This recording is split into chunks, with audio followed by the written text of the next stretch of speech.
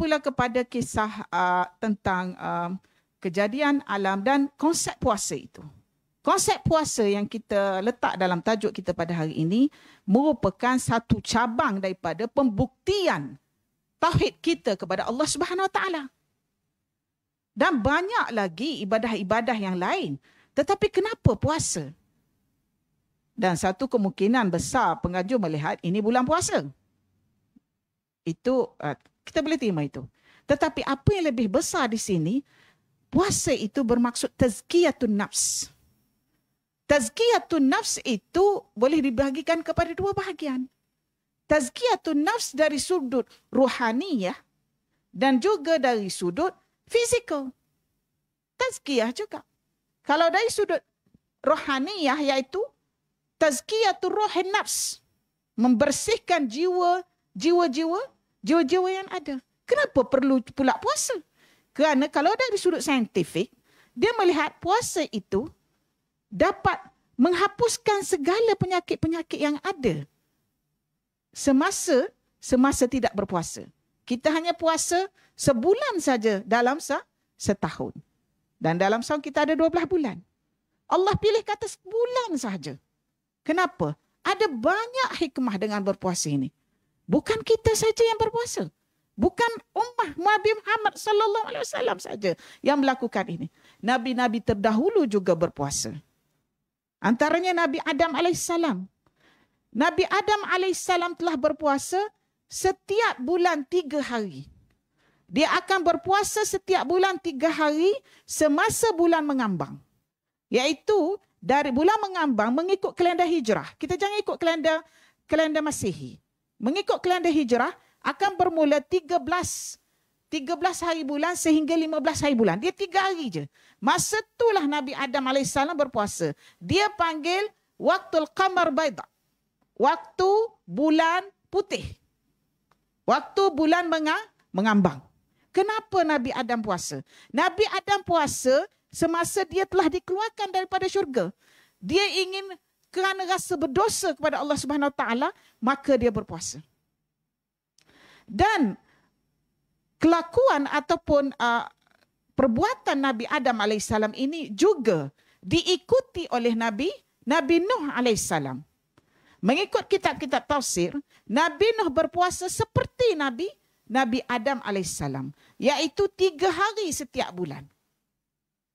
3 hari setiap bulan Nabi Nuh berpuasa kerana bersyukur kepada Allah Subhanahu Wa Taala menyelamatkan baginda dan kaum baginda daripada taufan besar. Itu kisah yang terdapat dalam kitab-kitab tafsir. Nabi Nuh alaihissalam berpuasa tanda bersyukur bahawasanya terlepas daripada bencana taufan.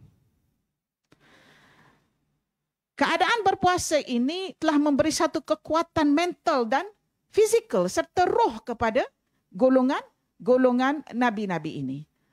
Selain pada itu, Nabi Ibrahim alaihissalam juga berpuasa. Tetapi cara berpuasanya berbeza. Nabi Ibrahim berpuasa 9 hari setiap bulan.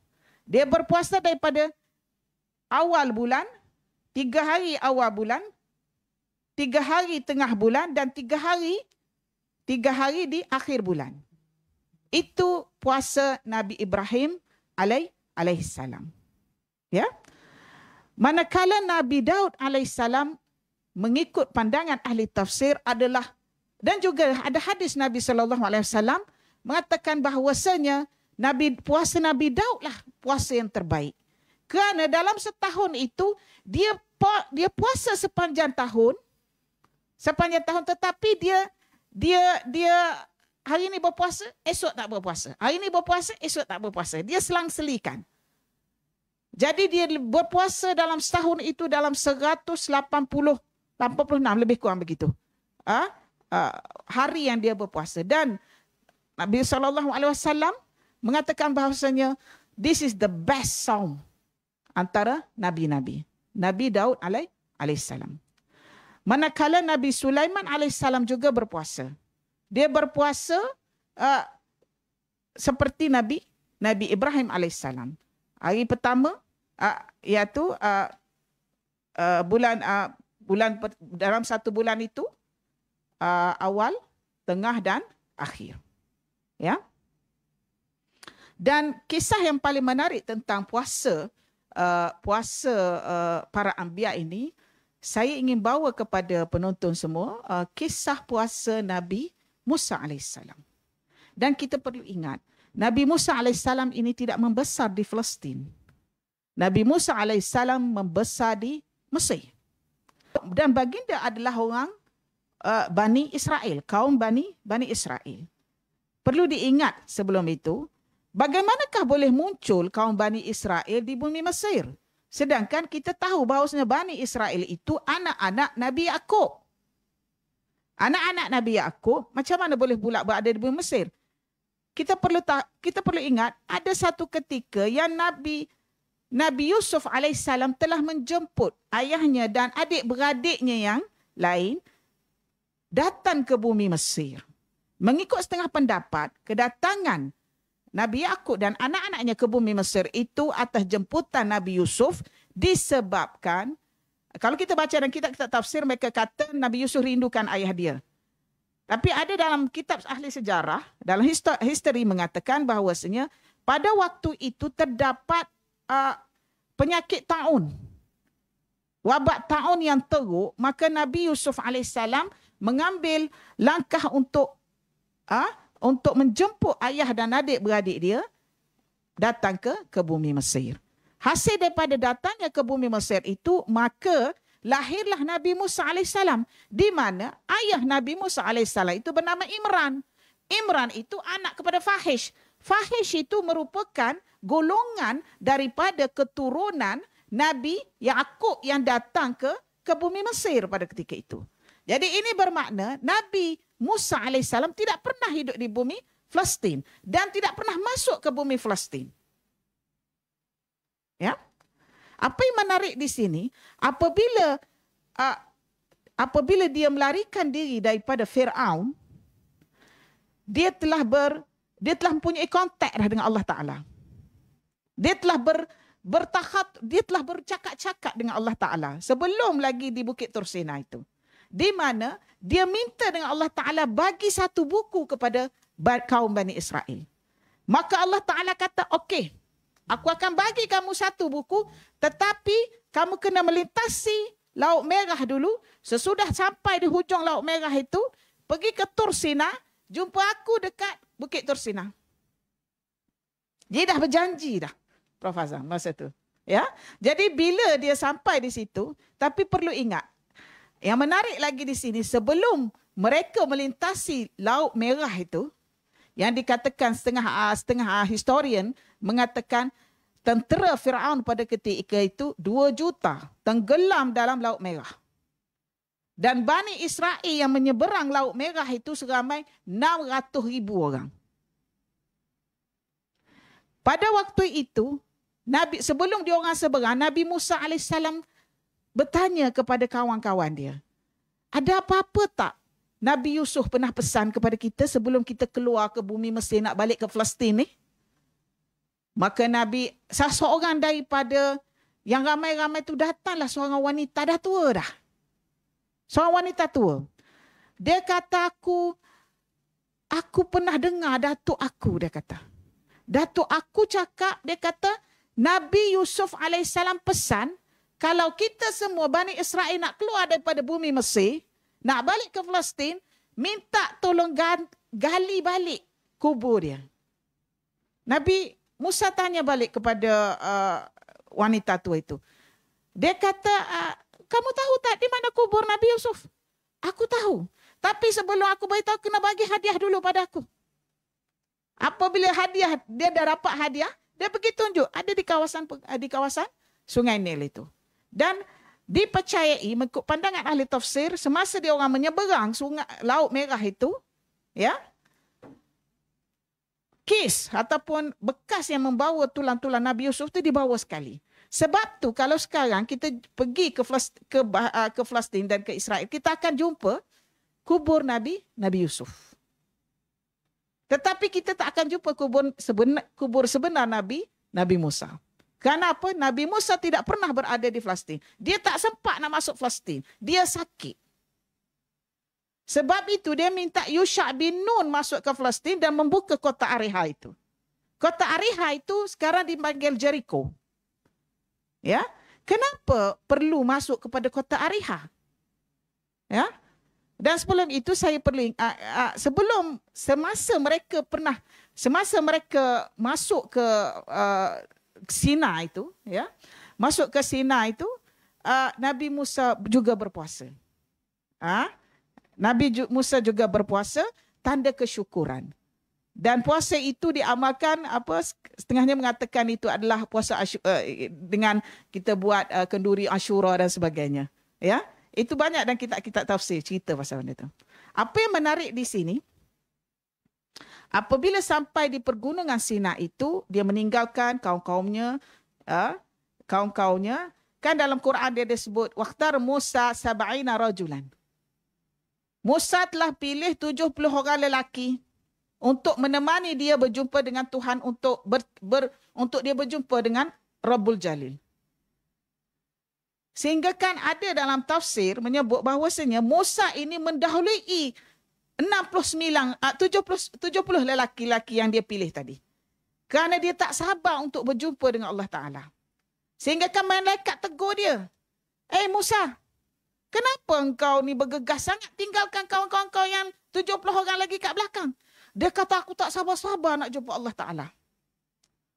Apabila sampai di sana, baginda berpuasa selama 30 hari. Berpuasa selama 30 hari. Hari terakhir dia puasa tu, dia rasa mulut dia tak rasa bau tak elok. Kemudian dia makan daun-daun. Daun-daun yang ada sekitar tu kononnya nak bersihkan mulut dia lah. Sebab nak jumpa Allah Ta'ala ni biarlah harum sikit mulutnya. Ya. Apabila dia bersihkan mulut tu, dia mendapat teguran daripada Allah Ta'ala.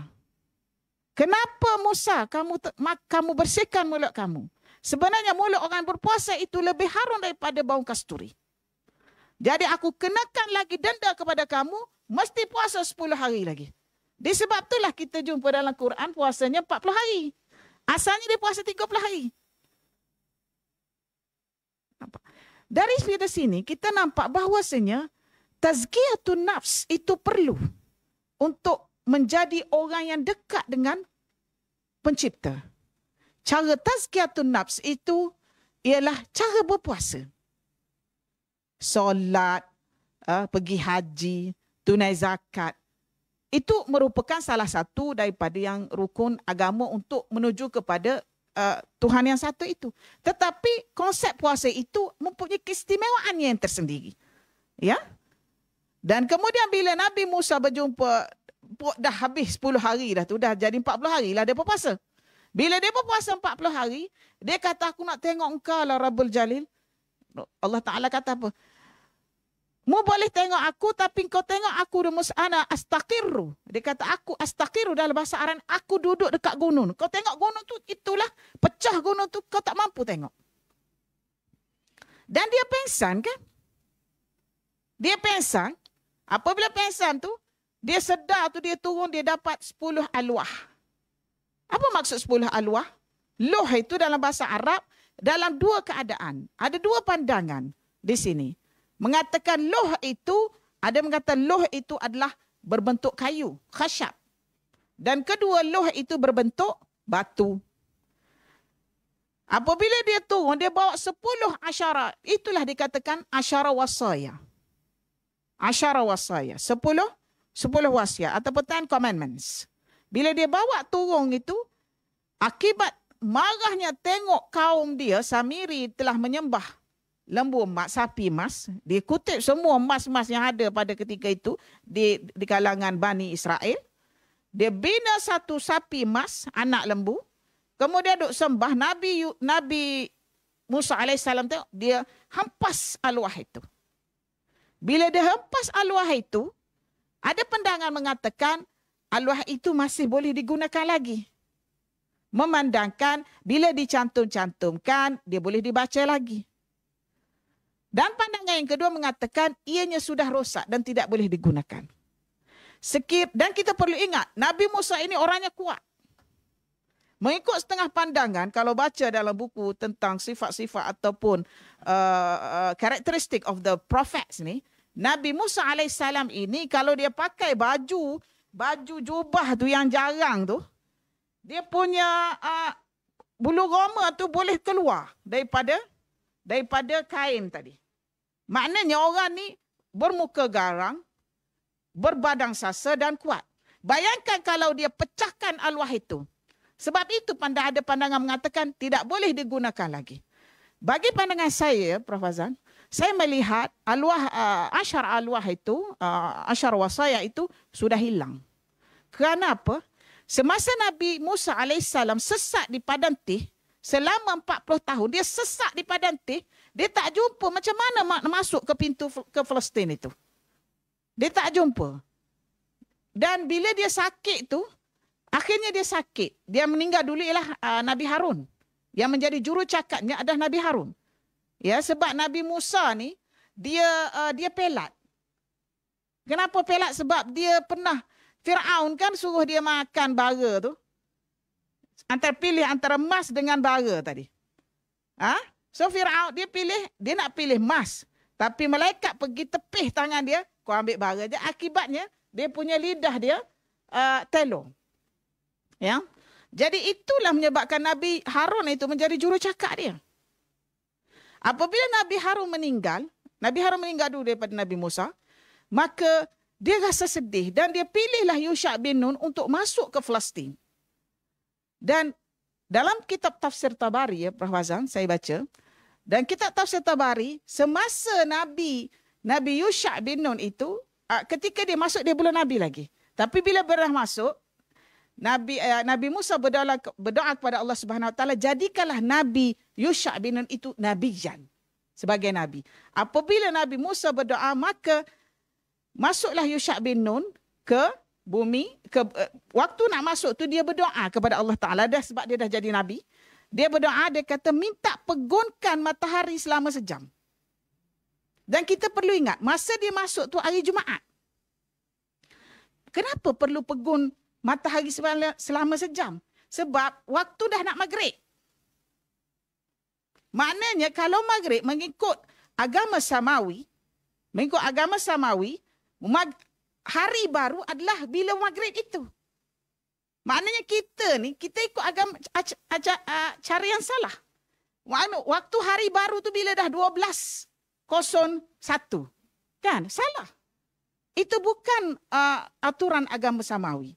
Aturan agama Samawi, maghrib itu adalah hari baru. Sebab itu Yusha' bin Nun berdoa, minta pegungkan 1 jam supaya aku boleh bunuh semua Jabbarun yang ada dekat bumi Ariha pada ketika itu. Kat bumi Palestin. Kenapa Jabbarun tu nak kena bunuh sangat? Sebab mereka ini adalah Proto-Arab. Sebenarnya mereka ni adalah Proto-Arab yang menentang. Yang badan sasa, yang ditakuti oleh orang. Dia macam barbarian lah. Prof. Hazan. Jadi bila dia masuk tu dia kata, tolong ya Allah pegunkan matahari selama sejam. Allah Ta'ala pegunkan kerana supaya dia dapat bunuh semua Jabbarun yang ada. Kan ada dalam surah dalam Al-Quran tu, bila Musa kata, masuk wahai Bani Israel ke bumi Palestin. Bani Israel jawab apa? Dia kata, ya Musa, nahnu naqaf anhum, an Jabbarin. Kami takut dengan Al-Jabbarin tu. Jabbarin tu adalah Barbarians tu. Mereka adalah Proto-Arabs. Ya? Dan kita perlu ingat, kenapa Nabi Musa nak masuk sangat dekat kota Ariha, Jericho tu. Dekat sekarang ni ada Baitul Maqdis. Dulu dikira sebagai Baitul Laham itu. Ya? Kenapa? Kerana masa itu kerajaan Nabi Daud berada dalam keadaan tergugat. Kerana Nabi Daud ni ada musuh. Kan Nabi Daud asalnya hanyalah seorang pengembala. Apabila berlaku pertikaian atau perbalahan di antara Jalut dan Talut, maka salah seorang daripada tu rasanya Talut yang minta pertolongan Nabi Daud. Dia pergi cari askar Talut, pergi cari Nabi Daud masa tengah mengembala kambing. Cari dia kata, Talut nak minta kau menyertai dia, Daud. Sebab kau ni pandai buat besi. Pandai buat pedang. Pandai buat baju besi. Jadi, Raja Talut nak gunakan kamu untuk kemaslahatan pasukannya. Jadi, Nabi Daud bersetuju memihak kepada Talut. Dan Talut telah membunuh Jalut. Namun apabila rakyat jelata di Palestin pada ketika itu suka kepada Nabi Daud, maka Talut rasa cemburu. Dan dia buat musuh dengan Nabi Daud. Nabi Daud bunuhlah Talut. Itu ceritanya. Sebab itu kerajaan, bila Nabi Daud menguasai semua kerajaan pada ketika itu, hakikatnya dia ada musuh. Disebabkan itu anak Nabi Daud yang sulung nama Isyon itu dibunuh. Dan pada ketika itu Nabi Musa datang di situ, pada hemat saya dia telah mendapat hidayah daripada Allah Ta'ala, wahyu daripada Allah Ta'ala, mengatakan bahawa kau kena pergi selamatkan kerajaan Nabi Daud. Sebab mengikut timeline, Nabi Daud dengan Nabi Musa ini tak jauh. Prof Hazam. Tak jauh kerana cuma mereka tidak pernah berjumpa. Nabi Daud di Palestin, Nabi Musa di Mesir. Ya? Jadi apabila Nabi ada mengatakan bahawasanya Nabi Daud ini 1200 BC. Meninggal dalam 1200 hidup dan kemudian dia meninggal kemudian lepas tu, dan Nabi Musa 1000 BC meninggal. Maknanya within 200 years, kan dulu orangnya panjang umurnya panjang-panjang. Berkemungkinan Nabi Daud, Yusha bin Nun masuk itu, Nabi Daud baru meninggal. Masa tu dalam pengalihan kuasa. Dan kita perlu ingat, saya ingat timeline tu sebab saya tulis buku, saya buat poster. 8 kaki kali 4 kaki daripada Nabi Adam sampai Nabi Muhammad. Jadi Nabi Sulaiman took over the reign of the kingdom itu 980 BC. 980. Mana betul lah. Sebab masa tu Nabi Musa dah tak ada. Makna indirect way, pasukan Nabi Musa AS itulah menolong kerajaan Nabi Daud untuk dibagi kepada Nabi Sulaiman. Benda ini tidak diberitahu dalam kitab-kitab tafsir, tetapi hasil dari penelitian saya dapat, itulah konsepnya, itulah bendanya. Ya.